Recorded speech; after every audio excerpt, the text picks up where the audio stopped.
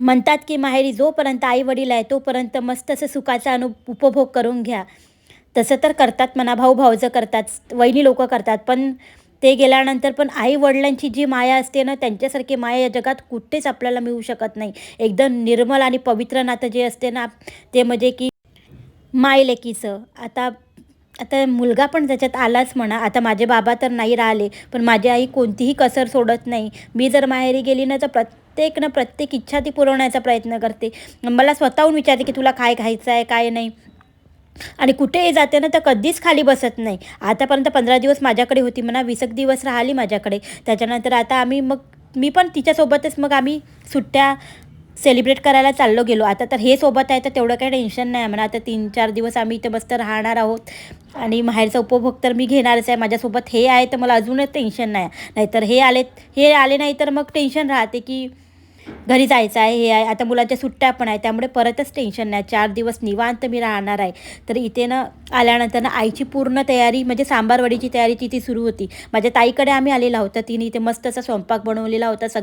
2 भाज्या, वरण भात, पोळी आणि सांबारवडी, ज्याला मासवडी वगैरे म्हणतो ना, त्याचं किती टेन्शन असते प्रत्येकांना. पण माझी आई मात्र त्या गोष्टीचं कधीच टेन्शन घेत नाही. कुठेही गेली तरी पहिले समोर जाते, समोर जाऊन ती कामामध्ये मदत करत असते. तर सांबारवडी वगैरे तिनेच बनवली. तर आता एका साईडला वाफवून घेतलेल्या आणि वाफवल्यानंतर मग तळणार आहे. आता तुम्ही वेगवेगळ्या पद्धतीने करतात म्हणा भरपूर जणं, पण आमच्याकडे आम्ही अशा प्रकारेच करत असतो. आता रेसिपी वगैरे शेअर नाही केली. त्या ताईनी स्वयंपाकामध्ये बनवली होती मस्त अशी वटाणे आलूची भाजी. त्याच्यानंतर गोबी मेथी टाकून मस्त असं मिक्स भाजी केली होती. त्याच्यानंतर वरण भात, पोळी, कढी. आता परत सांबारवडी तर आहेच म्हणा. सोबतच आईनीनं मस्त असे गरम गरम अनारसे काढून दिले. असं गरम गरम अनारसे एकदम छान क्रिस्पी आणि एकदम बिस्किटसारखे छान वाटतात. परत मग तिने गरम गरम काढले आणि असं माहिती आहे का, माहेरी गेल्यानंतरच गरम गरम खायला मिळते. पण अंदर सगळ्या मुलांना मी बसवून घेतला. आता माझे पण मुलं आहेत म्हणा लहान, परत अश्विनीचे पण लहान आहे. आता माझ्या ताईची मुली तर बाहेर गेलेल्या आहेत. आता त्यांची स्कूल वगैरे आहे, कॉलेज वगैरे आहे, तर त्या बाहेर गेलेल्या आहेत. तर आता मुलांना वाढून घेते. त्याच्यानंतर मग आम्ही आजचं जेवण झाल्यानंतर संध्याकाळी परत मला माहेरी जायचं आहे. माझं माहेर म्हणजे जन्मस्थळ जे आहे उमरेडचं, नागपूरवरून उमरेड 45 किलोमीटर वगैरे आहे. तर तिथं माझं माहेर आहे. तर तिथे पण जायचं आहे. आता एक दिवस भावाकडे राहावं लागते, माझ्या ताईकडे राहावं लागते. हे लोक नागपूरला राहतात, तर आणि त्याच्यानंतरच मला उमरेडला वगैरे जायला मिळते. तर यांना वगैरे वाढल्यानंतर मग आम्ही पण सगळ्यांनी जेवण वगैरे करून घेतलं. आणि बघू शकता मला मार्केटमध्ये जायचं आहे इतवारात. नागपूरचं इतवारी मार्केटमध्ये ना असं स्वस्त असं भरपूर मटेरियल एकसाथ सोबत आपण घेतलं तर खूप छान स्वस्तही पडते आणि वस्तू पण छान मिळतात. तर आम्ही मुलांच्या धाकाने तिन्ही गाडी धावत धावत तिकडे नेलेली होती, म्हणून मला हसायला येत होतं. आता इथे आल्यानंतर मी तुम्हाला सांगितलं होतं की मला मुखवटा घ्यायचा आहे. माझ्याकडे मुखवटा नव्हता. आता एवढे गुरुवारचे पूजा वगैरे गेल्या, एवढे वैभवलक्ष्मीचे व्रत गेले, पण मुखवटा नव्हता. तर म्हटलं अश्विनी गेल्याबरोबर की पहिले मला मुखवटा घ्यायचा आहे, महालक्ष्मीचं मला मुकुट घ्यायचं आहे. आणि इतके सुंदर सुंदर मुकुट की मी तुम्हाला सांगू शकत नाही. एकदम इतकं सुंदर मुकुटाचे रूप होते आणि इतके सुंदर सुंदर मुकुट होते. पण त्याच्यातूनही मग मी 2 मुकुट घेतले म्हणा. आता ते तुम्हाला नंतर व्हिडिओमध्ये दिसेलच जेव्हा मी मांडणी वगैरे करेल तेव्हा. तर त्याच्यात मी 2 मुकुट घेतले होते आणि मला खूप आवडले, खूप जास्ती आवडले. फक्त एकच हे झालं की मी वस्त्र घ्यायचं विसरली होती. त्याच्यानंतर परत मला सामान वगैरे भरपूर घ्यायचं होतं. तर बेडशीट्स वगैरे घ्यायच्या होत्या, तर सगळं घेतलं. आणि त्याच्यानंतर मग भावासोबत संध्याकाळी मग आम्ही निघालो. का तर कार असल्यामुळे काही तेवढं टेन्शन नाही. तर इथे उमरेडला आलेली आहे. तर कमीत कमी 7:30 वगैरे झालेलं आहे म्हणा. आता त्या दिवशी माझा उपवास वगैरे होता, तर उपवास सोडूनच आली होती मी. आणि सगळा स्वयंपाक माझ्या मोठ्या वहिनींनी बनवूनच ठेवला होता संध्याकाळचा. सोबत अश्विनी पण आलेली आहे. मी जेव्हाही उमरेडला येते ना, तिथे नागपूरवरून माझ्यासोबत येते. तर आईचं आता हे दुसऱ्या दिवशीचं आहे. तर 2-3 दिवसाचे पूर्ण व्हिडिओ मी तुम्हाला मिक्स देत आहे. तर इकडे ना तिने पुरणचं करायला ठेवलं. बघा, मी गेल्यावर तिला सांगावंच लागत नाही की आई तू माझ्यासाठी हे बनव की ते बनव. तर तिचं एका साईडला पुरण शिजवत आहे, सोबतच ना एका साईडला नॉनव्हेजची पण तयारी तिची सुरू आहे. तर ती कांदे वगैरे भाजणं वगैरे त्याचं ते पेस्ट वगैरे बनवत होती म्हणा. अजून नॉनव्हेज आणायला वेळ आहे. आणि मी सांगते की मी प्युअर व्हेजिटेरियन आहे, माझ्या भरपूर याच्यामध्ये मी सांगितलेलं आहे. त्यामुळे ना मी त्याच्यामध्ये काही इंटरेस्ट वगैरे घेत नाही दाखवण्याचं म्हणामध्ये ना की काहीही म्हणा. तर मी सगळं पहिलेच वेगळंच करून ठेवलेलं राहते. माझं जेवढं काही आहे तेवढं माझ्या घरी पण मी पहिले सगळं वेगळं करते आणि त्याच्यानंतरच मग नॉनव्हेजचं करत असते. तर मस्त छान असं आईचं देवघर भरपूर मोठं आहे आणि देवही भरपूर मोठे आहे. तर पूर्ण सगळं बदलवून दिलं, वस्त्र वगैरे, आणि तिचे सण देव पण व्यवस्थित मी लावून दिलेत. आणि देवपूजा करायला तशीही मला आवडते म्हणा. तर त्याने भरपूर मोठं देवघर आहे आणि खरंच सगळं पुसून काढलं मी, सगळं व्यवस्थित पुसून आणि सगळे देव जागच्या जागेवर लावले. आता माहीत नाही तिचे देव कोणत्या साईडला कोणते राहत होते, पण मी बरोबर पाहूनच देव काढले आणि तिथेच ठेवण्याचा प्रयत्न मी केलेला आहे. सोबत आल्यानंतर ना अश्विनीची सुद्धा आईला भरपूर मदत होते. वहिनी तर आहेच म्हणा सोबतीला. तर त्यांनी नॉनव्हेजची भाजी वगैरे आहे ना त्यांनी याच्यावर बनवली होती, शेगडीवर. आता मी खात नाही तर त्यांनी वेगळीच बनवली की बाहेरच बनवूया म्हणून. आणि माझं सगळं जेवढं काही आहे व्हेजिटेरियन आमच्या इकडे आणून ठेवलेलं आहेत. आणि हे तंदुरी पोळे आहेत ज्या बाहेरून विकत आणलेल्या होत्या. म्हणजे पोळ्यांच्या ज्यांचं तिथे पोळ्याचं हे राहते ना सेंटर, तिथूनच विकत आणलेल्या होत्या. पण बिलकुल आवडला नाही, कोणालाच आवडला नाही. एकदम जाड आणि बरोबर शिजल्या पण नव्हत्या. पण आता घरी बनवल्या नव्हत्या तर मग त्याच्यातलीच एक पोळी मी खाल्ली.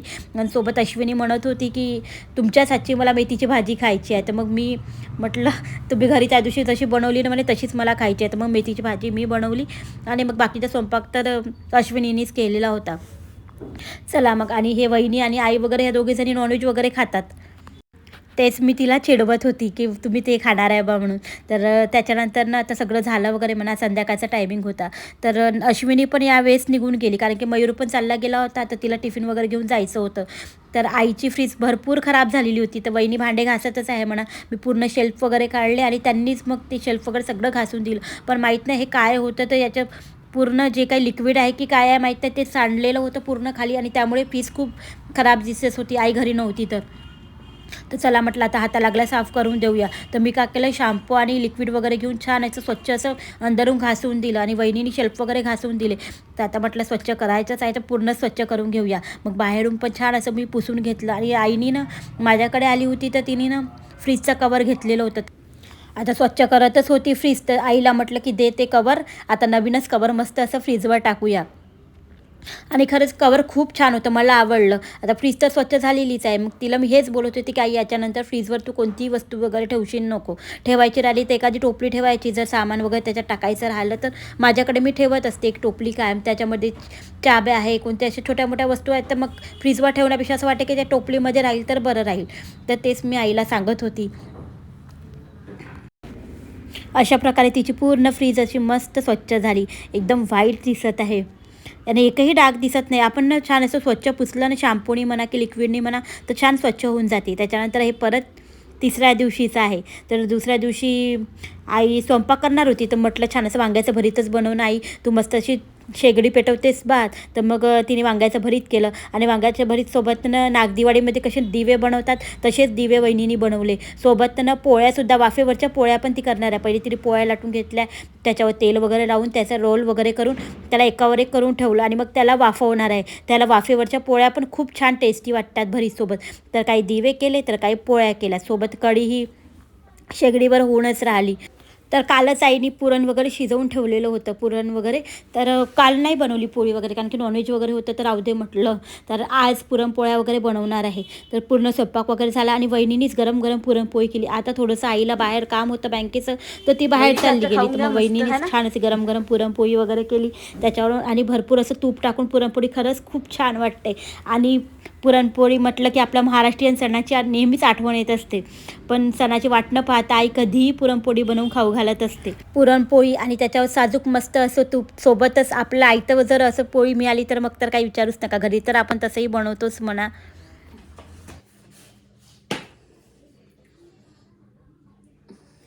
या जेवायला वाफेवरच्या पोळ्या, वांग्याचं भरीत, कढी, पुरणाची पोळी, वरण. या जेवण करायला. या तरी तुम्ही कुचला वगैरे नाही केला टमाटरचा, हो ना? हो, आली होती मग आठवण. हां, टमाटर मिरची भाजायचा आणि टमाटरचा कुचला करायचा म्हणून मग जाऊ दे म्हटलं, विसरून गेलो. करायला पाहिजे होतं पण.